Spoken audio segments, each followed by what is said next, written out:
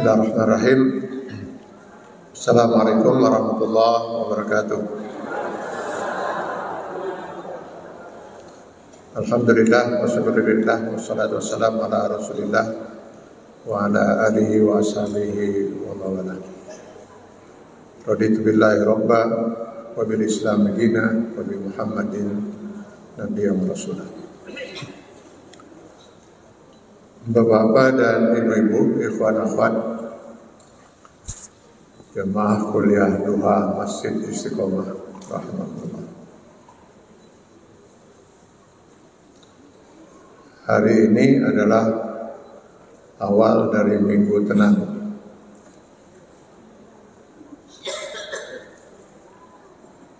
Kalau saya pribadi selama ini tenang.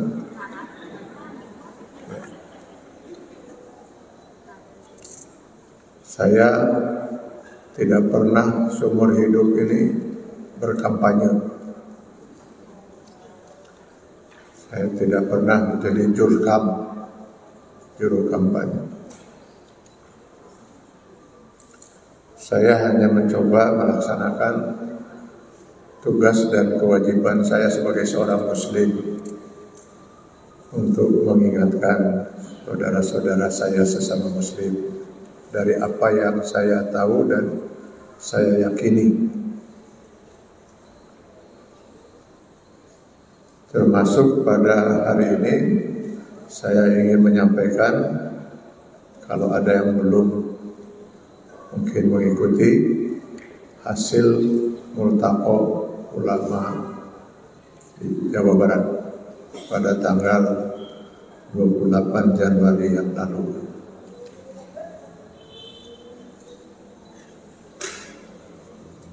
Kenapa sampai terselenggara multaqo dan keluarnya fatwa?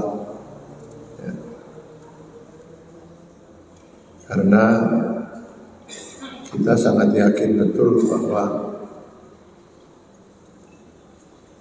pemilu itu adalah bagian yang sangat penting dalam menentukan nasib bangsa, negara, nasib 280 juta rakyat, paling tidak untuk 5 tahun mendatang, di mana 280 juta rakyat Indonesia itu 87% adalah umat Islam.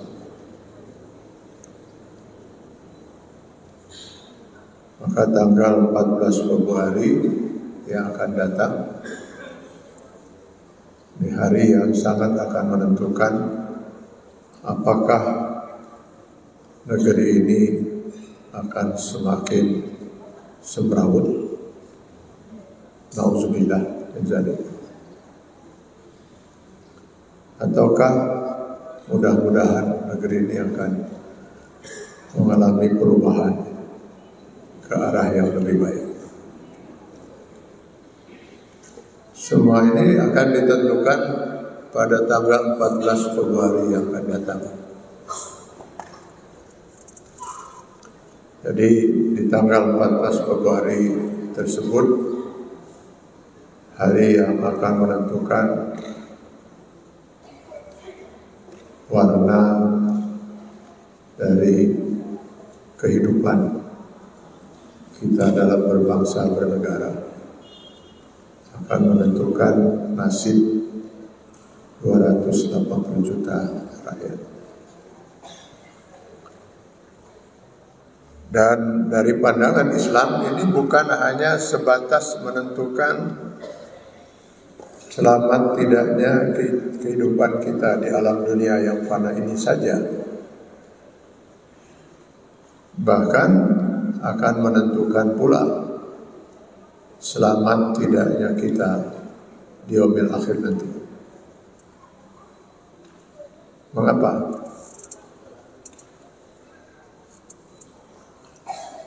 Pada pertemuan yang lalu, saya masih ingat, bulan yang lalu saya sempat menyampaikan juga di kuliah duha Istiqomah ini, bahwa jika yang terpilih nanti, insya Allah mudah-mudahan seorang pemimpin yang adil,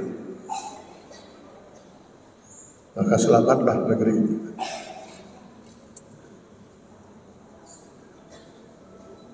Selamat pula lah sang pemimpin,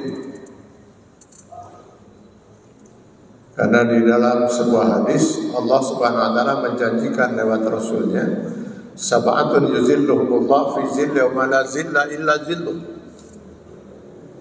Ada 7 golongan manusia yang di akhirat nanti akan mendapat perlindungan dari Allah, di mana tidak ada perlindungan kecuali perlindungan dari Allah Subhanahu wa taala. Siapa yang bisa melindungi kita di yaumil akhir nanti? Itulah sebabnya Allah nyatakan di dalam Quran surat Al-Fatihah, pada saat itu semua kita manusia akan merasakan Allah sebagai Malik Yaumiddin, penguasa tunggal di hari pembalasan.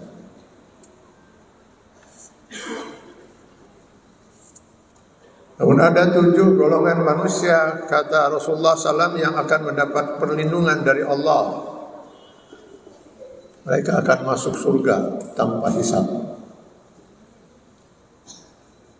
Yang paling pertama disebut oleh Rasulullah SAW, imamun adil, pemimpin yang adil.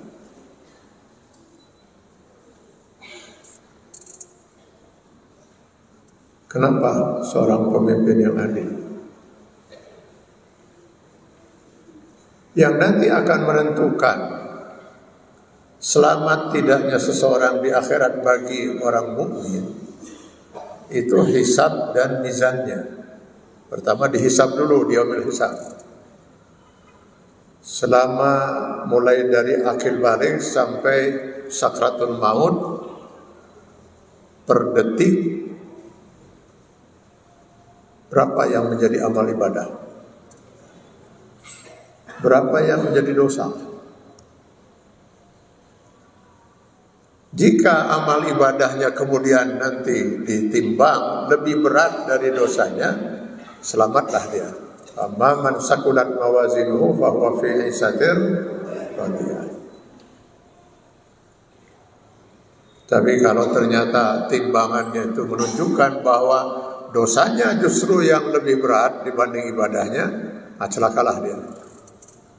Walaupun dia mukmin, tetap wayahna terpaksa harus mampir dulu di neraka. Wa man khaffat mawazinuhu fa ummuhu hawiyah. Nah, yang dihisab ini bukan hanya sebatas sholat, zakat, saum, haji saja. Seluruh kehidupan seseorang selama mulai dari akil balik sampai dengan sakaratul maut, per detik. Makanya di dalam ayat lain Allah menyatakan, "Wa may ya'mal misqala dzarratin khairan yara, wa may ya'mal misqala dzarratin syarran yara." Allah menyebutnya dengan zarrah.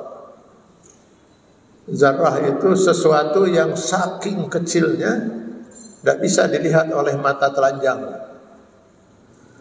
Terpaksa harus mempergunakan kaca pembesar.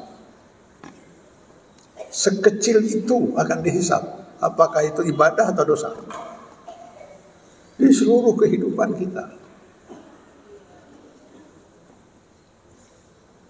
Hanya dalam kesempatan yang lalu saya pernah menyampaikan, seorang yang rajin sholat, rajin saum, rajin bersedekah, belum tentu bisa langsung selamat masuk surga. Terbukti dalam hadis riwayat Ahmad bin Hanbal dalam musnadnya, "Inna fulanah tuzkaru min kasrati sholatiha wa sadaqatiha wa siyamiha."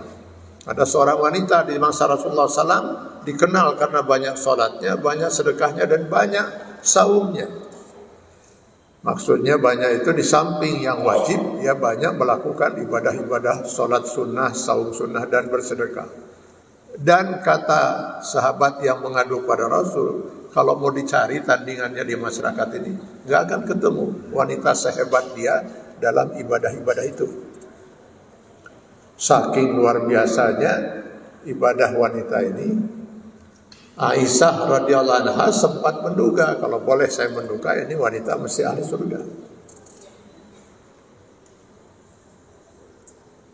Alangkah terkejutnya Aisyah radhiyallahu anha dan sahabat yang bertanya ketika Rasul yang la yantiqu anil hawa, dia tidak akan pernah menyatakan sesuatu dalam urusan agama illa wahyu yuha, kecuali berdasarkan wahyu dari Allah Subhanahu wa taala. Beliau mengatakan, sayang, wanita ini kelak di akhirat tidak bisa langsung masuk surga, dia harus mampir di neraka. Innaha finnar. Dan ketika ditanya apa yang menjadi penyebabnya Rasulullah, bukankah ibadahnya luar biasa? Benar, ibadah sholat, saum, sedekahnya itu luar biasa. Tapi yang lebih luar biasa lagi dosanya. Dan dosa itu gak bisa mengimbangi, atau amal ibadahnya gak bisa mengimbangi dosa dia yang terlalu berat. Gerangan apa dosa yang dia lakukan Rasulullah? Tuzi jiraniha bilisaniha. Dia kerap kali menyakiti hati tetangganya karena lidahnya.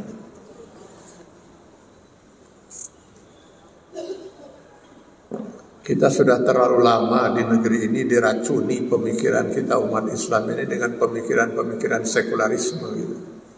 Pemikiran yang ingin memisahkan agama dari kehidupan. Sehingga akhirnya banyak yang terjebak dengan pemikiran sesat ini gitu. Sehingga mengira bahwa urusan kita dalam Islam itu hanya sholat, zakat, saum, haji.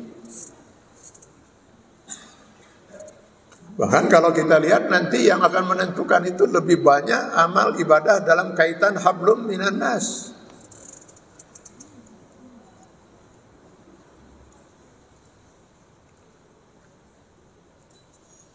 Kalau seorang senyum pada orang lain, seorang istri senyum pada suami demi untuk membahagiakan hati suami, itu kata Rasulullah sudah ibadah.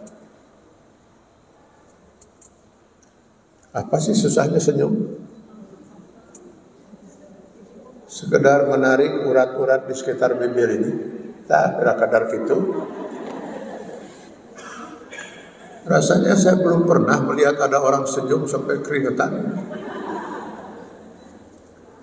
Itu sudah merupakan ibadah.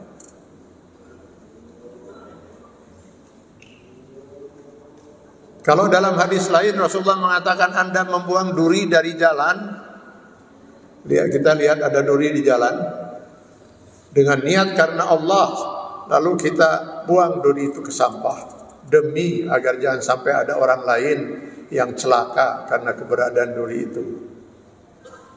Itu sudah merupakan bukan hanya ibadah, kata Rasulullah SAW dalam hadis itu, bahkan su'batun min su'batil iman. Salah satu bukti keimanan seseorang kepada Allah Subhanahu wa taala. Maka bagaimana ibadah seorang pemimpin yang adil, yang berhasil membuang duri-duri kehidupan masyarakat, duri ekonomi, duri sosial, duri politik, duri hukum, sehingga semua rakyat yang dipimpinnya hidup sejahtera, bahagia, lahir dan batin, dunia sampai dengan akhirat. Berapa ibadah si pemimpin itu? Kalau pemimpin itu ada di negeri ini, berarti dia akan beribadah kepada Allah setiap hari lewat baktinya pada 280 juta rakyat yang dipimpinnya selama 5 tahun atau 10 tahun. Berapa ibadahnya? Loh, apakah si pemimpin itu tidak pernah berbuat dosa? Pasti pernah. Kata Rasulullah SAW, kullu bani Adam khata'un. Setiap manusia pasti pernah berbuat salah. Mungkin si pemimpin itu pernah lalai sekali 2 kali, mungkin tidak sholat, atau 3 4 kali lah. Katakanlah 5 atau genap lah. Mungkin pernah dia berbohong pada istrinya, mungkin meren. Lalu kenapa tidak dihisab? Apa artinya semua itu mau dihisab? Kalau mau dibandingkan dengan ibadah dia seperti itu, maka Allah perintahkan malaikat masukkan segera ke dalam surga.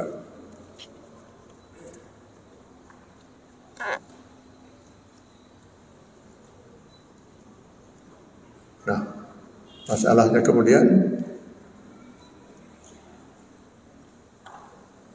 betapa luar biasa juga bahagianya orang-orang yang memilih pemimpin yang adil itu. Kalau bapak dan ibu termasuk yang memilih pemimpin itu, pemimpin yang adil itu, jelas pasti bakal kecipratan kan. Kalau dia berhasil jadi pemimpin itu karena kita yang memilih kan. Kalau kita nggak milih, dia nggak akan jadi pemimpin. Masa kita nggak dapat saham? Pasti setiap si pemimpin itu berbuat kebajikan, kita akan memperoleh saham kita. Loh, saham kita berapa? Kan bukan hanya kita yang membuat dia terpilih itu, tapi ada mungkin sekitar 90 juta rakyat misalnya. Kalau dari 204 juta calon pemilih itu, untuk bisa menang lah. Ya mungkin saham kita cuma 0, sekian persen. Tapi 0, sekian persen kali amal ibadah sebanyak itu, Insya Allah kita akan tertarik semua masuk surga.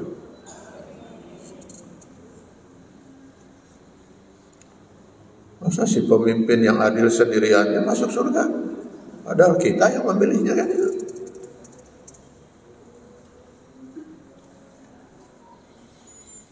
Tapi sebaliknya Bapak, Ibu dan Saudara sekalian, andai kata yang terpilih itu pemimpin yang zalim,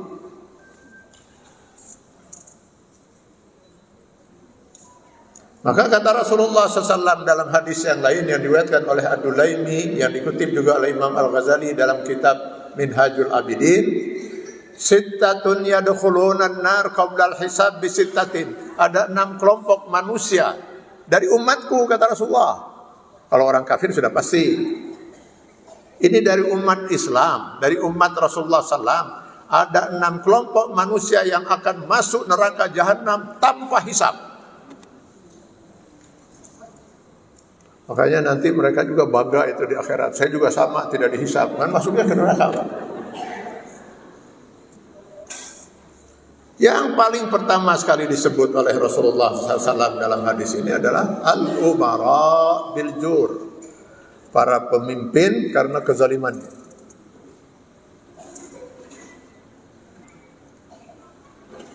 Kenapa ya?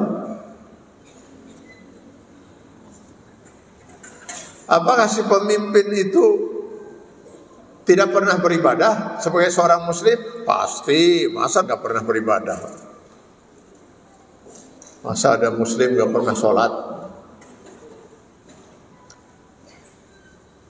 Mungkin dia biasa sholat, saum, bahkan mungkin sudah haji, mungkin juga umrah sudah 8 kali.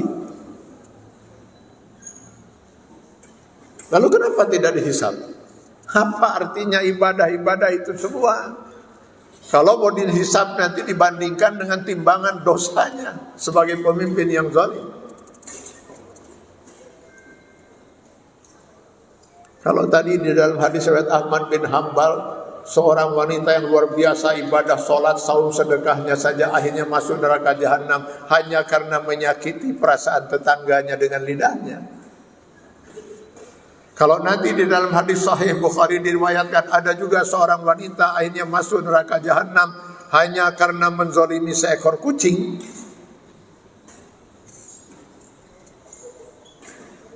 Bagaimana kalau yang dizalimi itu bukan seekor kucing, tapi seekor manusia?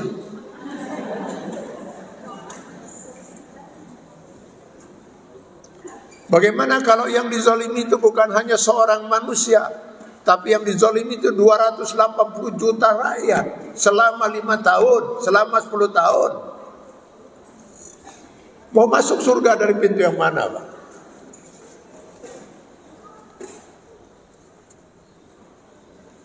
Ini bukan masalah sepele. Masalahnya kemudian, bagaimana pula nasib orang yang memilih pemimpin yang zalim itu?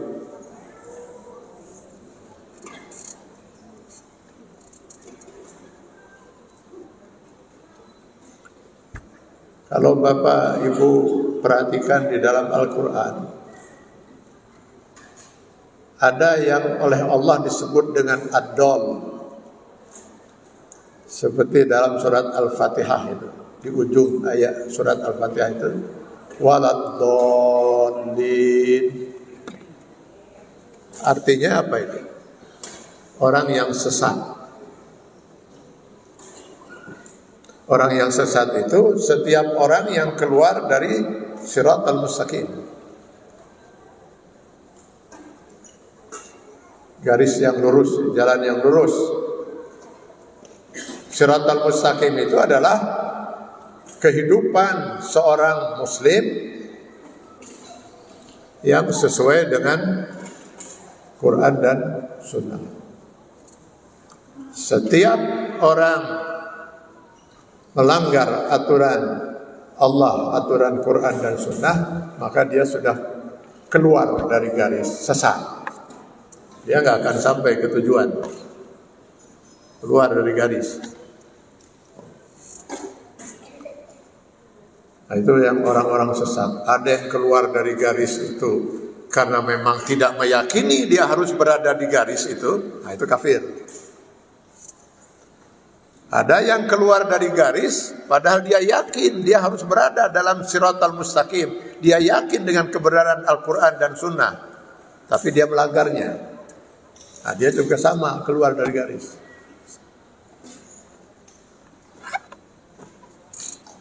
Sesat dia. Ini masih rada mendingan, Pak, orang yang sesat itu. Kenapa? Karena dia nanti di akhirat hanya akan dimintai pertanggungjawaban oleh Allah kenapa dia memilih jalan yang sesat. Yang jauh lebih berat itu yang diistilahkan dengan kata al-mudil. Al-mudil ini adalah mereka orang yang sesat lalu menyesatkan orang lain.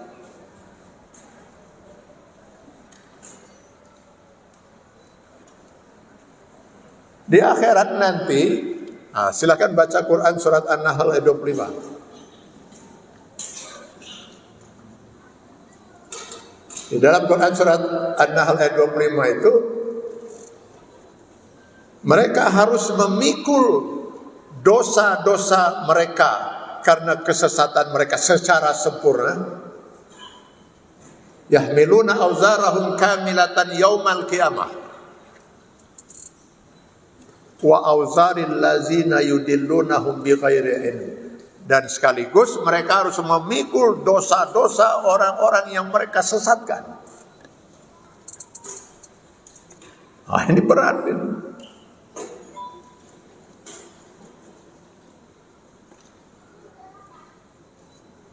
Jadi bukan hanya saja mereka harus memikul dosa karena mereka sesat, tapi juga harus memikul dosa orang-orang yang mereka sesatkan. Si pemimpin yang zalim, dia harus memikul dosa 280 juta rakyat yang. Si yang memilih pemimpin yang zalim, dia punya saham di situ. Gara-gara dia memilih itulah, maka kemudian 280 juta itu tersesatkan oleh pemimpin yang zalim. Masa si pemimpin zalimnya saja yang masuk neraka jahanam tanpa hisab? Insya Allah Pak, yang milihnya juga bakal keseret.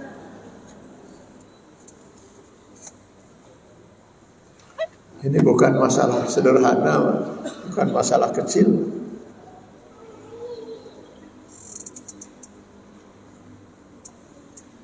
Nah, Bapak-bapak, Ibu-ibu dan saudara-saudara sekalian, 204 juta rakyat yang punya hak memilih ya. Itu 87% adalah umat Islam. 87% itu adalah umat Islam. Dari 87% ini tidak semuanya tuh tahu mana yang harus dipilih.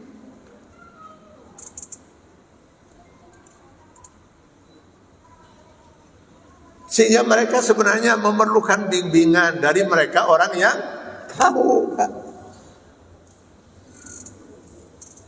agar mereka tidak salah dalam menentukan pilihan mereka.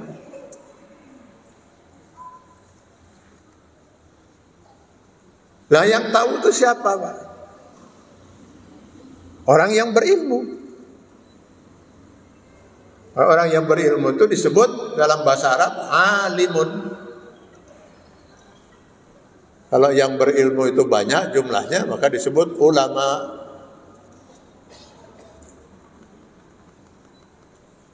Nah, para ulama inilah yang harus memberitahu, membimbing umatnya, untuk memberitahu kepada umatnya agar jangan sampai mereka bingung, Pak. Ini mana yang harus dipilih supaya mereka selamat dunia akhirat. Maka sudah sejak lama, sampai dengan tanggal 27 Januari yang lalu, saya berharap segera akan keluar arahan, petunjuk, fatwa dari para ulama.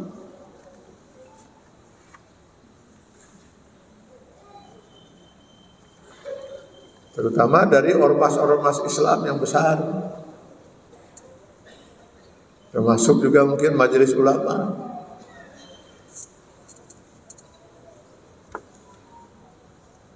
Namun sampai tanggal 27 Januari yang lalu nggak muncul-muncul juga fatwa itu. Malah yang kita dengar pernyataan dari ormas-ormas Islam itu, kami bersikap netral. Bingung saya, Pak. Bagaimana ulama bisa bersikap netral?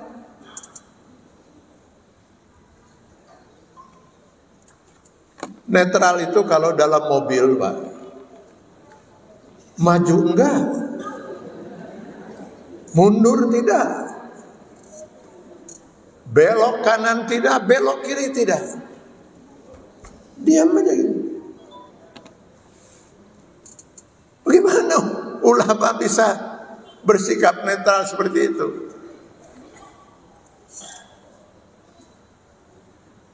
Kalau sesuatu itu memang harus diam, karena tidak ada pilihan untuk maju, tidak ada pilihan untuk mundur, tidak ada pilihan untuk belok kanan atau belok kiri, oke, ulama memang sebaiknya netral. Biarkan kepada masing-masing untuk memilih, yang mau maju, maju, yang mau mundur, mundur, yang mau ke kanan, yang mau ke kiri, ke kiri.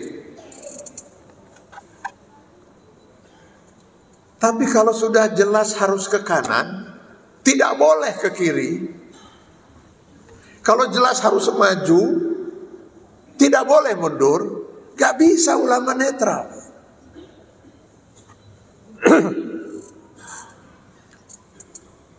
Tugas ulama itu untuk menjelaskan, harus maju, jangan mundur. Wajib belok kanan, jangan ke kiri, masuk jurang.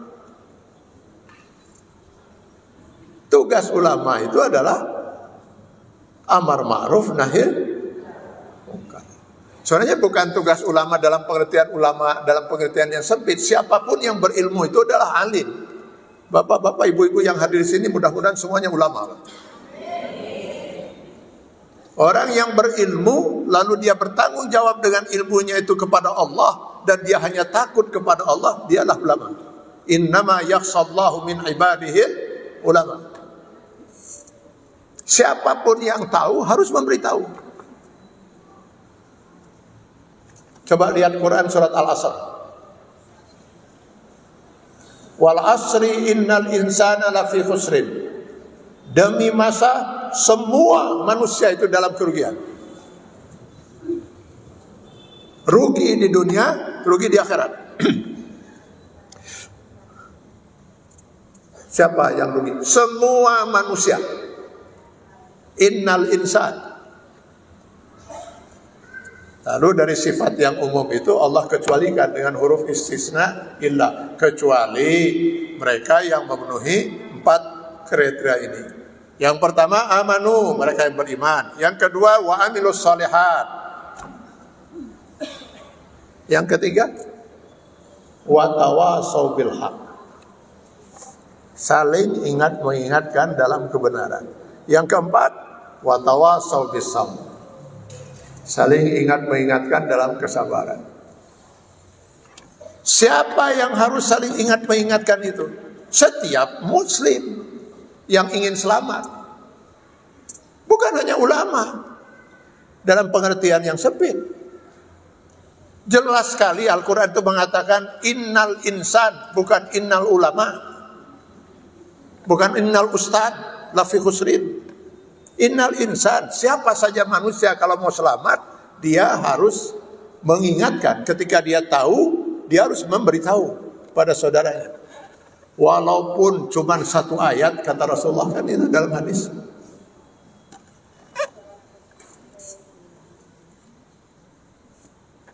Dan terlebih para ulama yang sudah menjadi panutan umat. Sangat mungkin umat itu menunggu-nunggu.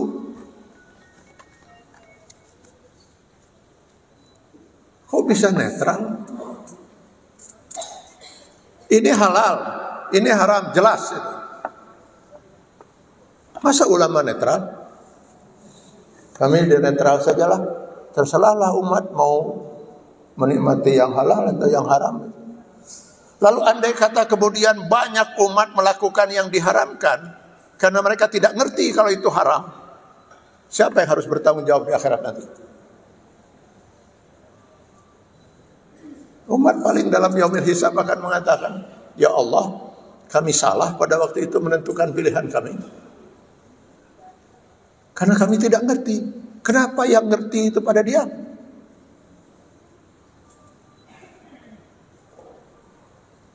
Ya, yang ini hak, ini batil. Jelas itu. Ini hak, ini batil. Masa ulama netral?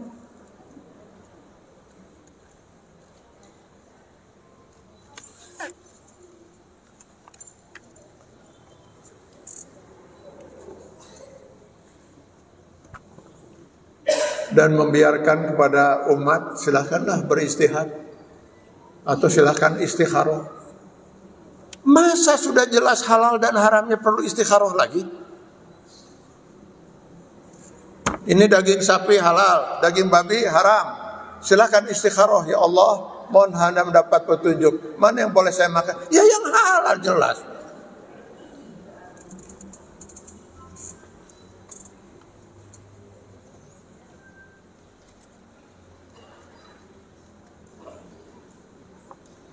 Ijtihad itu ketika sesuatu itu zonni, kalau dalam bahasa hukum Islam itu.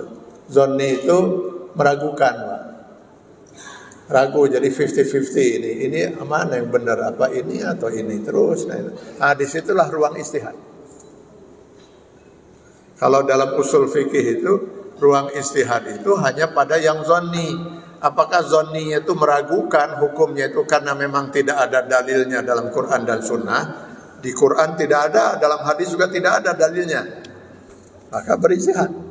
Atau ada dalilnya hadis, tetapi sebagian ulama mengatakan itu hadis sahih. Sebagian lagi mengatakan itu bukan hadis.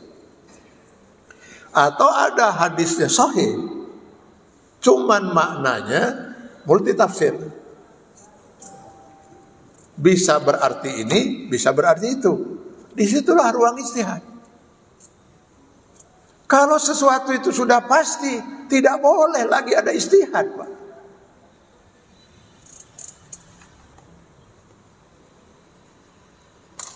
Bapak Ibu, mohon maaf, salat subuh berapa rakaat?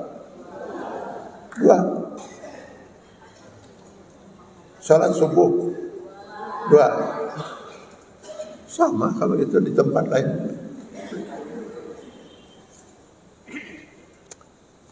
Insya Allah selama 16 abad ini tidak akan pernah ada seorang ulama berani beristihad bahwa salat subuh itu memang betul 2 aturannya, tapi boleh juga 3. Bahkan kalau yang mau 4 silahkan itu.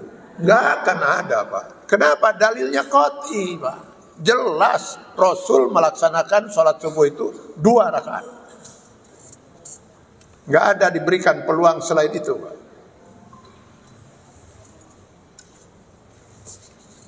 Saum itu di bulan apa? Yang wajib? Ramadan. Nggak akan pernah ada seorang ulama berani bersihad.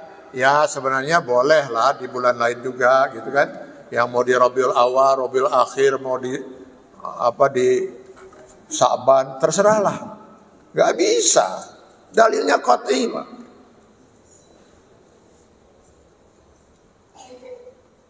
Haji itu harus di bulan-bulan haji.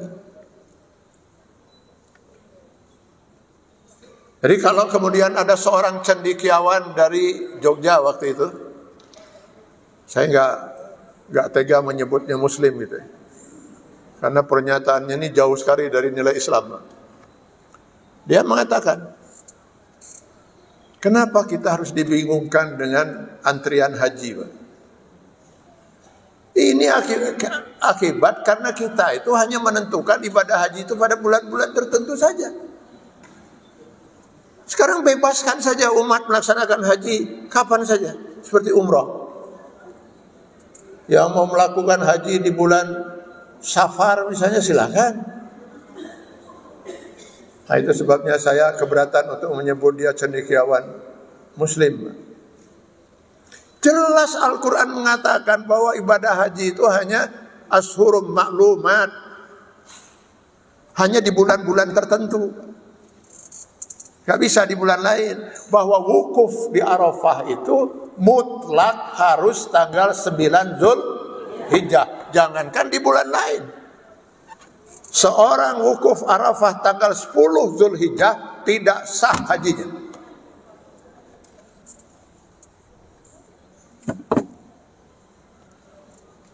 Dan celakanya si yang berpendapat itu juga mungkin gak pernah dia haji di luar bulan haji, Pak. Sebab kalau sampai dia kemudian wukuf sendirian di Arafah di bulan apa misalnya, itu sangat kemungkinan diambil oleh askar di sana, dibawa ke rumah sakit. Ayo pergi ke Mina gitu, lempar-lempar jumrah sarangan, lalu itu dipaledogan ku askar tuh. Ini dalilnya qat'i, Pak. Sudah jelas, bukan lagi ruang istihad. Atau saya ambil contoh yang paling sederhana ini, yang paling mana yang qat'i, mana yang zonni ya. Bapak Ibu ketika tahiyat dalam salat, jari mana yang dipakai untuk memberi isyarat? Telunjuk. Qat'i zonni ini. Qat'i. Jelas hadisnya itu Rasul mengatakan berikan isyarat dengan telunjukmu. Karena itu sejak 16 abad yang lalu sampai dengan detik ini, insya Allah sampai kiamat, tidak akan pernah ada ulama berani beristihad. Sebenarnya boleh juga sih pakai kelingking, atau pakai ibu jari, atau mau pakai jari manis. Gak bisa, gak boleh. Ini bukan ruang istihad, Pak. Hadisnya sudah jelas, Pak. Tapi kapan si telunjuk ini harus bergerak? Tidak ada dalil qat'i. Nah, disinilah ruang istihad. Karena nggak ada dalilnya. Maka sebagian ulama kemudian beristihad bahwa si telunjuk itu diisyaratkan mulai dari awal at-tahiyat sampai selesai. Manteng saja begitu. Imam Syafi'i berpendapat, beristihad, si telunjuk ini digerakkan ketika membaca syahadat pada kalimat illallah, asyhadu an la ilaha illallah. Terus manteng sampai selesai. Imam Hanafi berpendapat lain, si telunjuk itu digerakkan ketika menyebut la dalam syahadat, asyhadu an la, naik dia, ilaha illallah, turun lagi. Nah, cuman segitulah tugas telunjuk itu. Asyhadu an la ilaha illallah. Kata Imam Hambali, tidak. Si telunjuk ini digerakkan setiap menyebut nama Allah dalam at-tahiyat. At-tahiyatul mubarakatus salawatut thayyibatu lillah. Assalamualaikum ayuhan nabi wa rahmatullahi wa barakatuh. Assalamualaikum wa ala ibadillahi salihin. Asyhadu an la ilaha illallah, asyhadu anna Muhammad Rasulullah. Allahumma salli ala. Jadi siapa menyebut nama Allah bergerak. Sudah 4 beda, Pak. Yang kelima, Imam Malik berpendapat tidak. Telunjuk ini digerakkan dari mulai awal at-tahiyat sampai dengan selesai ke kiri dan ke kanan. Sepengetahuan saya begitu pendapat Imam Malik itu. At-tahiyatul barakatuh salawatu thayyibatu lillah salam. Mana yang benar? Dari 5 pendapat ini mana yang benar, Pak? Ya nggak tahu. Nggak ada dalilnya. Yang tahu siapa? Ya hanya Allah dan Rasulnya. Jadi kalau Bapak Ibu ingin yakin mana yang benar, tanya kepada Rasulullah. Rasulullah sudah di alam barzah. Ya coba pergi ke sana. Ya nanti kita pergi ke sana kalau sudah meninggal. Kalau sudah meninggal nggak tahiyat lagi kita, nggak sholat lagi. Jadi bagaimana? Nah, untuk masalah yang istihad ini, Rasul SAW sudah menyatakan, jika nanti Anda mendapatkan satu perkara yang tidak ada dalilnya atau ada dalilnya tapi meragukan, maka itu ruang bagi istihad. Man istahada wa asaba falahu ajrani wa man akhta'a falahu ajrun wahid. Barang siapa yang istihadnya benar, 2 pahalanya. Barang siapa yang istihadnya salah, 1 pahalanya. Aman, Pak. Dalam urusan istihad tidak ada yang celaka. Yang membedakan hanya yang satu dapat pahala 2, yang satu dapat pahala 1. Insya Allah yang beda-beda itu semuanya nanti kumpul di surga. Buktikan nanti kita lihat di surga, Pak. Nuki kituan, ayah di surga, Pak. Anu mantap, ayah, insya Allah. Saya pernah melihat di masjid, Pak. 2 kali saya lihat itu. Ada yang malah muter-muter gitu. Jadi agak miring terus muter gitu. Nah, kalau ini saya nggak tahu mazhab apa ini. Belum saya temukan itu mazhabnya, Pak.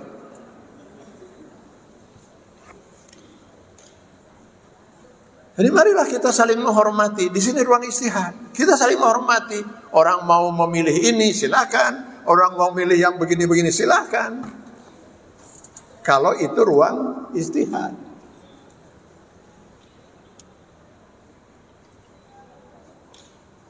Dan di ruang istihad tidak boleh ada seorang mengklaim dia yang benar. Ini saya sangat sedih ya, dengan situasi sekarang kita umat Islam ini. Muncul lagi ada sekelompok umat Islam yang merasa mereka paling benar, paling mengikuti sunnah Rasul, paling nyunnah. Kalau di urusan yang qat'i harus begitu, Pak. Harus hitam putih itu. Kalau ada orang berpendapat maghrib boleh 4 rakaat, ngaco. Harus jelas itu.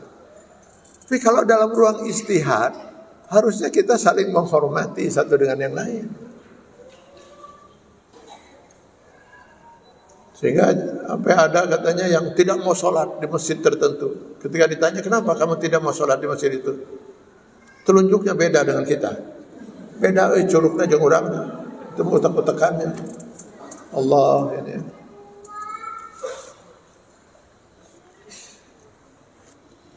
Nah,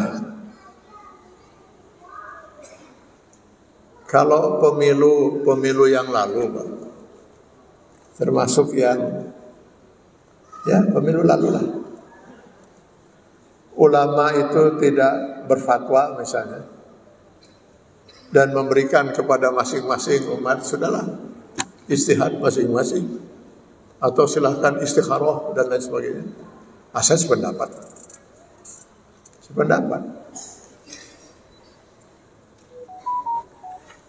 Karena saya kenapa sependapat, karena ya memang di pemilu yang lalu itu kita susah, Pak, mengatakan mana ini kira-kira menurut Quran dan Sunnah mana yang kita harus pilih. Saya juga termasuk di posisi yang agak bingung menghadapi itu pada waktu itu, Pak. Jadi ya sudahlah, kita istihad saja.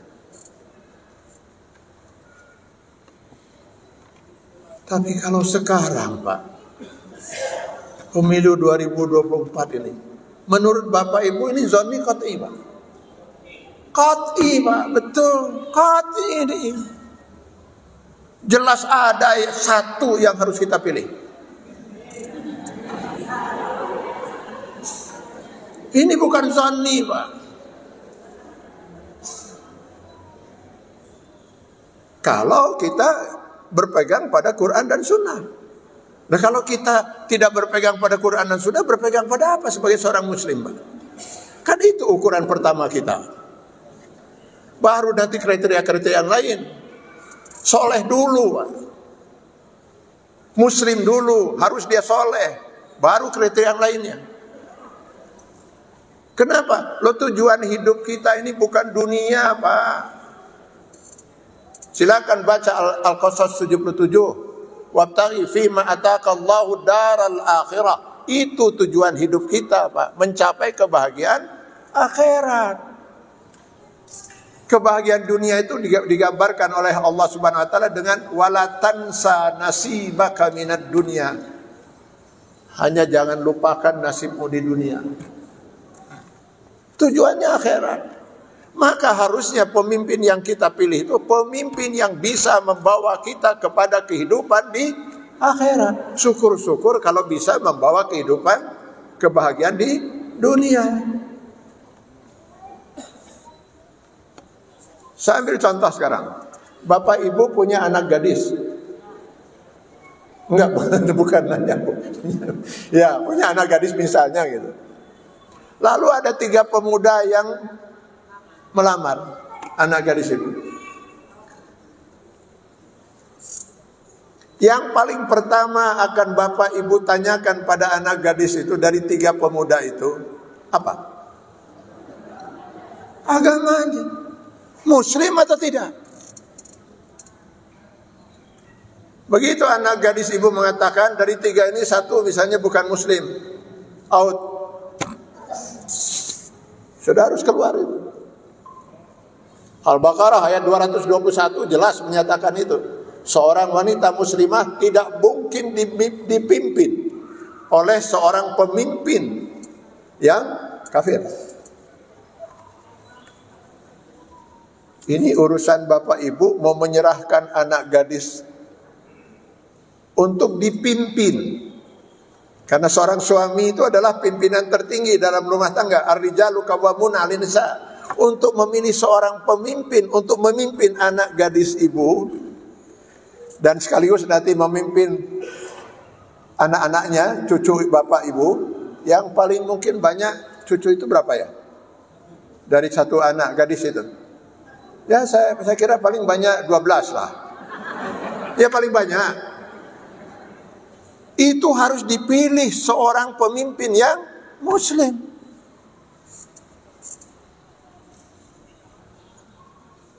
Nah kalau semuanya kata anak gadis ibu 3-3-nya muslim, insya Allah meren. Maka yang kedua yang harus kita tanyakan mana? Mana yang paling soleh? Ya kan? Pasti itu. Kalau orang tua itu orang tua muslim yang soleh, Pak. Pasti itu, Pak, yang akan jadi ukuran itu. Pertama, bahwa nanti orangnya bibit, bebet, bobot. Orang itu mampu, dan itu nanti syarat-syarat yang lain, Pak. Ini syarat utama, Pak.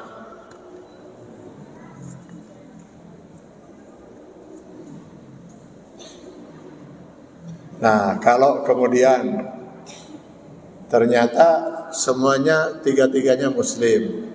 Ketika ditanya mana yang paling soleh, bingung untuk menentukan mana yang paling soleh. Nah, di situ bapak ibu akan menganjurkan kepada anak gadis bapak dan ibu itu, coba kamu istikharah, minta petunjuk pada Allah. Hanya Allah yang tahu, kita sudah bingung mana memilih yang mana yang paling soleh. Di situ istikharah, di situ istihad nanti. Saya istihad pilih yang ini misalnya kan itu. Setelah istikharah misalnya. Tapi kalau dari 3 calon pemuda itu tadi, calon suami dari anak gadis ibu itu, yang satu soleh, yang satu lagi tidak soleh, yang satu lagi tersoleh pisan,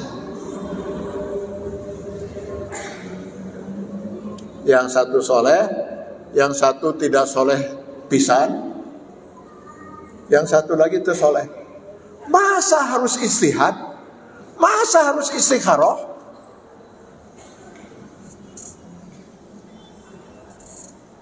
Masa harus istikharah lagi? Ya Allah, berikan saya petunjuk. Tinggal pilih yang paling soleh. Manyan utuh soleh kawas kita rek dipilih. Dan apa mungkin Allah memberikan petunjuk agar memilih yang paling tidak soleh? Ini bukan ruang istihad lagi, Pak.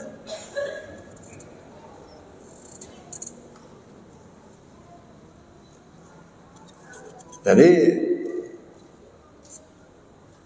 makanya saya melihat untuk 2024 ini kopi, Pak. Karena sampai tanggal 27 Januari itu menunggu-nunggu tidak muncul juga fatwa, maka kami mengambil inisiatif, Pak, untuk berkumpul di Bandung ini para ulama dari perwakilan dari berbagai daerah di Jawa Barat.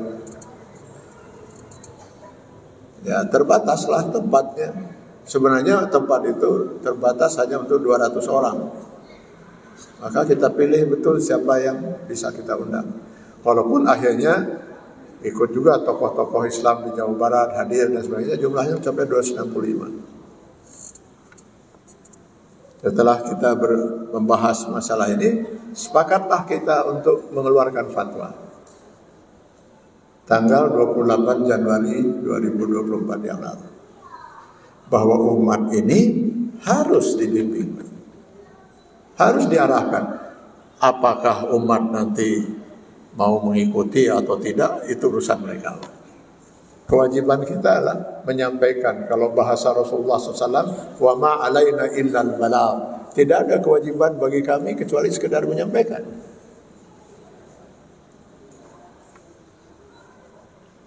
Maka kita mengeluarkan fatwa. Pertama, wajib memilih pasangan urut nomor 1.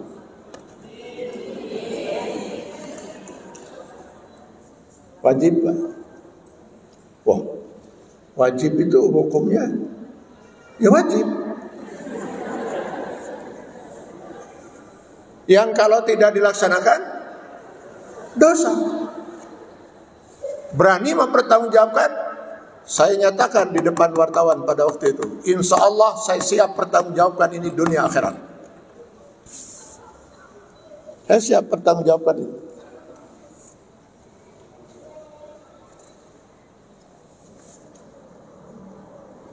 Jelas kok, Pak. Dan saya siap berdiskusi dengan siapapun, Pak. Asal kita berangkatnya dengan pegangan yang sama, Quran dan Sunnah. Mari kita diskusikan. Mana yang paling memenuhi persyaratan menurut Quran dan Sunnah? Ayo kita diskusikan. Kalau ada yang penasaran itu, maka saya katakan saya berani mengeluarkan fatwa itu. Kami berani mengeluarkan fatwa itu.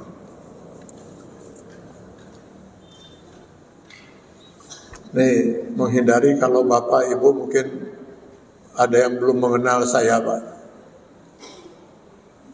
Saya tidak terlibat dengan satu ormas yang ada di negeri ini.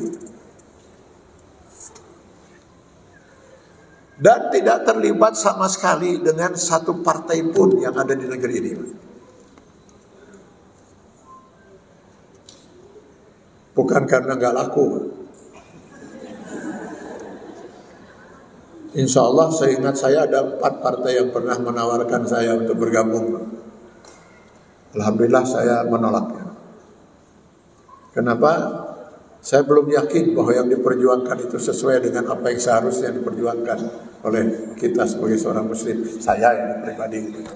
Maka saya memilih tidak. Dan saya tidak ada terlibat hubungan erat dengan salah satu paslon tertentu. Ini murni saya sebagai seorang muslim, Pak, menyampaikan kewajiban saya. Supaya jangan sampai nanti di akhirat Banyak nanti umat yang kemudian tersesat memilih yang lain. Lalu kemudian di yaumil hisab menarik-narik saya. Ya Allah, kami tersesat. Kenapa si Atian Ali itu diam saja? Celaka saya, na'udzubillah. Saya mau jawab apa kepada Allah? Kenapa kamu diam?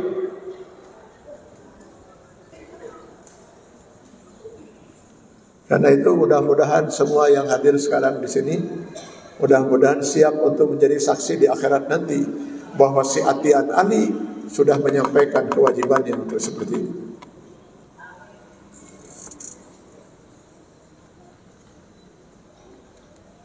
Ini pertanggungjawaban, tanggungjawabkan saya.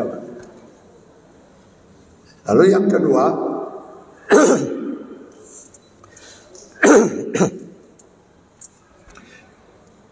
fatwa yang kedua itu haram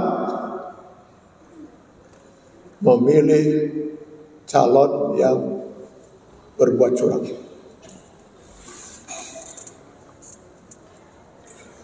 Ini bisa dipertanggungjawabkan, sangat bisa dipertanggungjawabkan. Kenapa? Allah itu sangat murka kepada orang yang berbuat curang. Dari 114 surah dalam Al-Quran, ada satu surah diawali oleh Allah di ayat pertamanya dengan firman-Nya, Wailul lil mutaffifin. Celakalah orang-orang yang berbuat curang. Celaka. Bahkan wail itu sebenarnya pengertiannya celaka besar.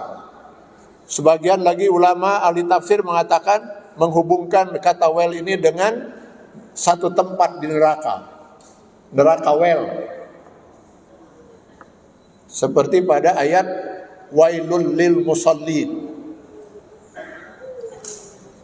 Allazina hum an salatihim sahun, allazina hum yura'un wa yamna'una. Celaka.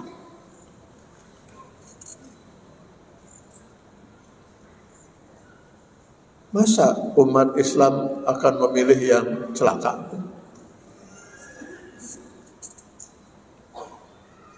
Bahkan di dalam sebuah hadis Rasulullah SAW mengatakan, Man ghassana falaysa minna.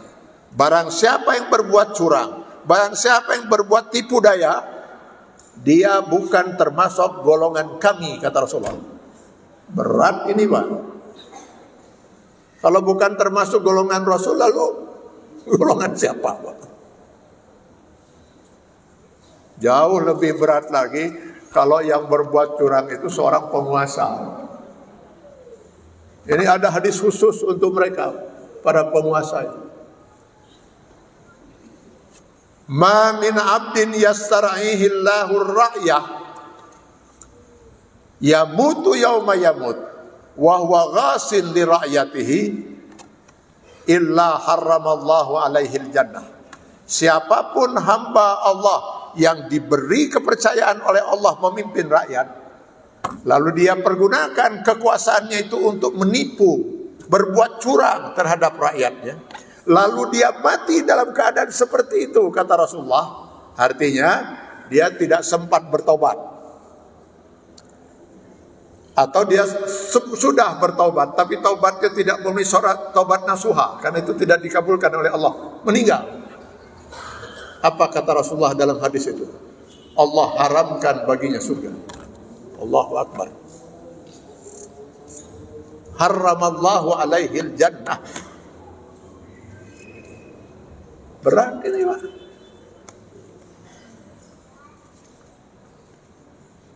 Jadi kalau nanti, sekarang pertanyaannya, mungkinkah yang berbuat curang itu menang?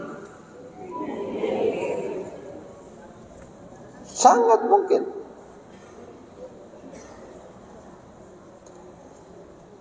Apakah kalau yang curang itu menang itu dengan izin Allah? Izin Allah. Apa yang terjadi dalam hidup ini tanpa izin Allah? Tidak ada.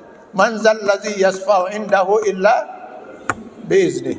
Tidak ada sesuatu terjadi tanpa izin Allah. Tidak ada sesuatu terjadi tanpa kun fayakun Allah.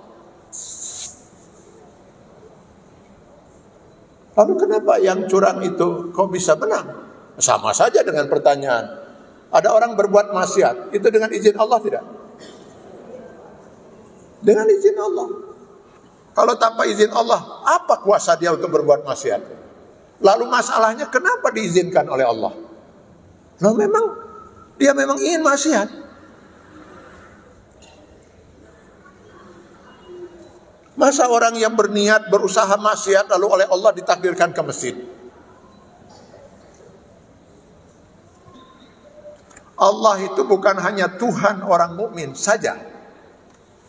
Makanya di Quran surat Al-Fatihah itu Allah menyatakan Allah itu adalah Rabbul Alamin, Tuhan seluruh alam semesta ini, termasuk Tuhannya orang kafir, Tuhannya orang ahli maksiat. Bahwa orang kafir itu tidak mau mengakui Allah sebagai Tuhannya, tetap saja Allah itu Tuhan mereka, yang menciptakan mereka itu Allah. Karena dia Rabbul Alamin, maka setiap makhluk ciptaannya punya hak di dunia untuk mendapatkan sifat Ar-Rahmannya Allah, Maha Pengasihnya Allah. Berlakulah di sini kaidah man jadda wajada. Barang siapa yang mau berusaha, maka dia akan memperoleh hasilnya. Diridhoi atau tidak diridhoi oleh Allah. Maka orang yang curang, apalagi curangnya dengan sistematis, masif, terencana, matang, dengan usaha yang optimal, menang, Pak. Kalau yang sadar tidak ada usaha untuk menghentikan kecurangan itu.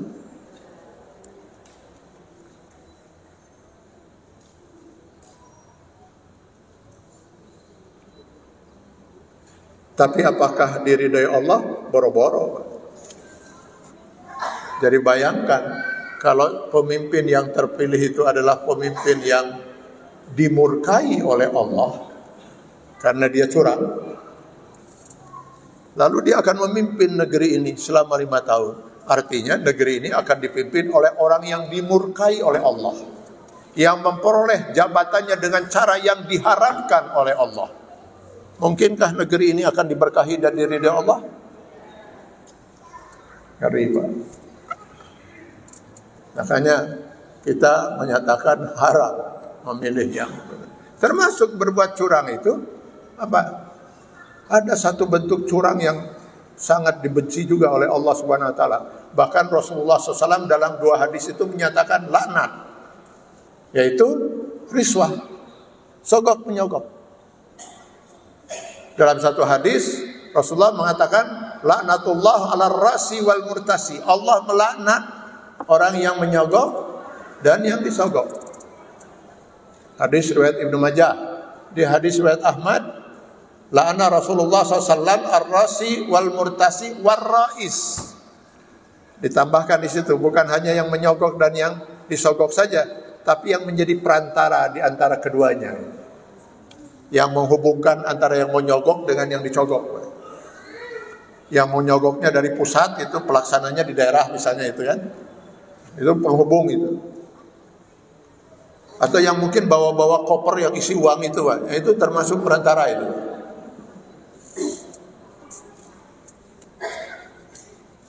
Sekarang saya coba ikuti hasil surveinya Pak E.F. Saifullah yang saya pernah ikuti di YouTube itu. Menurut hasil survei beliau,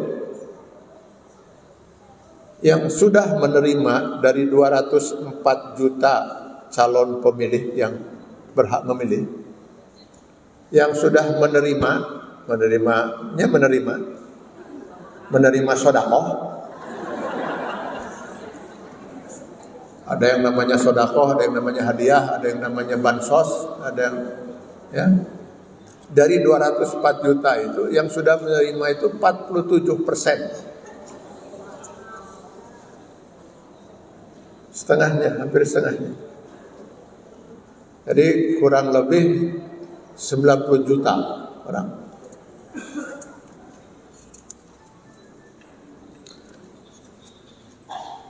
Dari 90 juta itu, yang dari 47% itu, hasil survei menyatakan hanya 40% yang mengatakan kami tidak akan memilih yang memberi. Tetap kami akan memilih pilihan kami. Hanya 40%. 10% menyatakan kami pasti memilih yang memberi. 20% lagi menyatakan kami masih menunggu. Siapa tahu ada yang membeli lebih besar lagi.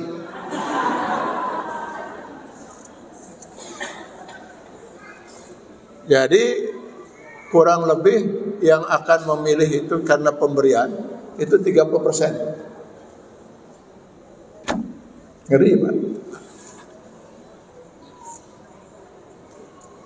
30% dari 47% calon pemilih.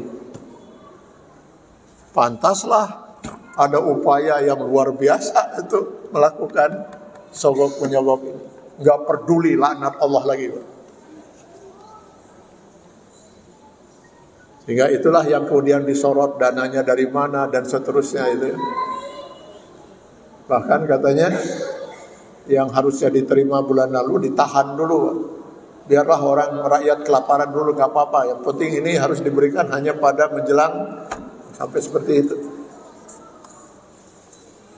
Sekarang relakah Bapak Ibu sekalian kalau 90 juta itu dilaknat oleh Allah?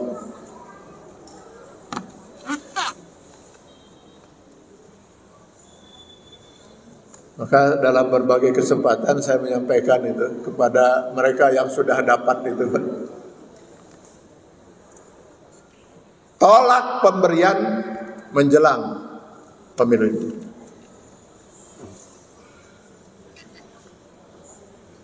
Karena sangat mungkin ini nanti ada serangan fajar. Kalau dulu ya di pemilu yang lalu. Sekarang nih enggak Pak.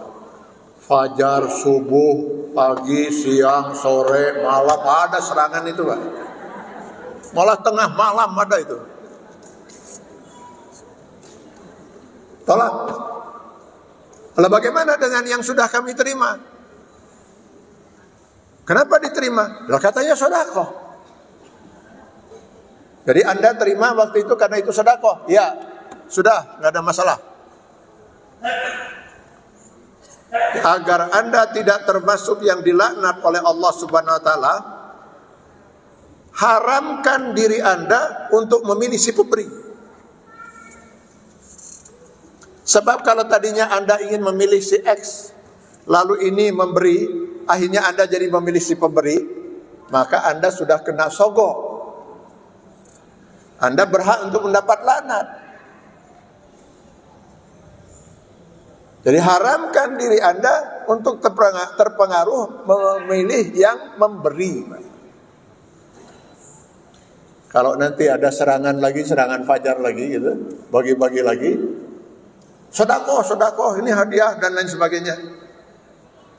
Ya sudah, kalau memang mau apalagi dipaksa ngasihnya. Sedekah ini, sedekah, oke. Saya memang butuh betul ini dengan sedekah ini. Tetapi dari mana ini? Oh ini dari paslon nomor sekian, misalnya. Terima kasih, saya terima. Asal saudara tahu, saya haramkan diri saya untuk memilih paslon ini. Atau diambil lagi atau dicokot deh. Ya nggak apa-apa, silakan ambil lagi daripada saya dapat laknat gara-gara ngersakil, gara-gara 100.000, 200.000, 300.000 saya kemudian dilaknat oleh Allah. Ambil. Harus begitu Pak. Waktu kita sudah melebihi yang maka saya kembali sebagai seorang muslim, ini mungkin bagian terakhir saya lah untuk menyampaikan kewajiban saya.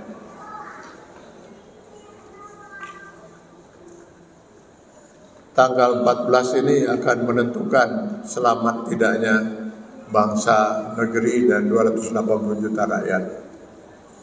Karena itu, berdasarkan hasil multaqo ulama Jawa Barat yang saya berada di dalamnya.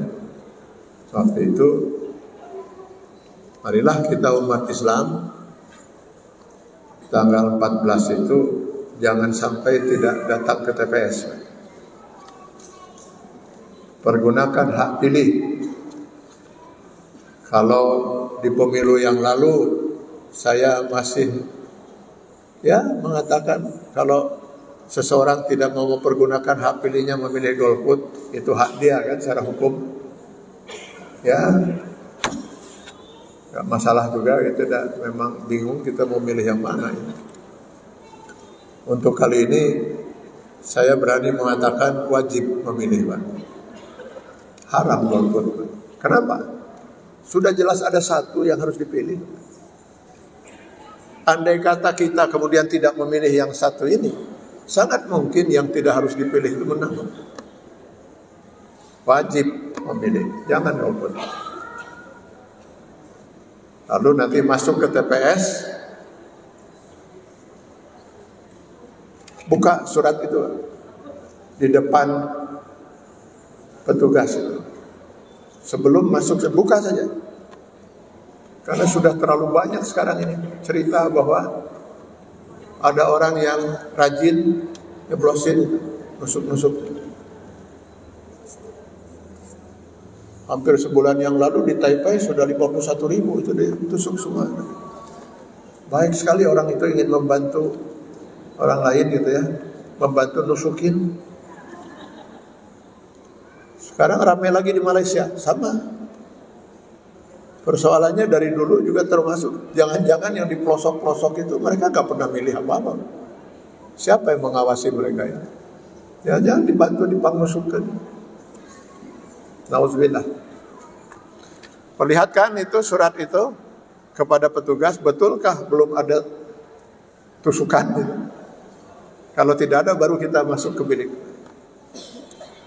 Masuk ke bilik, pegang paku, Pak. Pegang paku karena nusuknya pakai paku, Pak. Pegang paku, ucapkan bismillah, tawakkaltu 'ala Allah. Ya. Tusuk satu.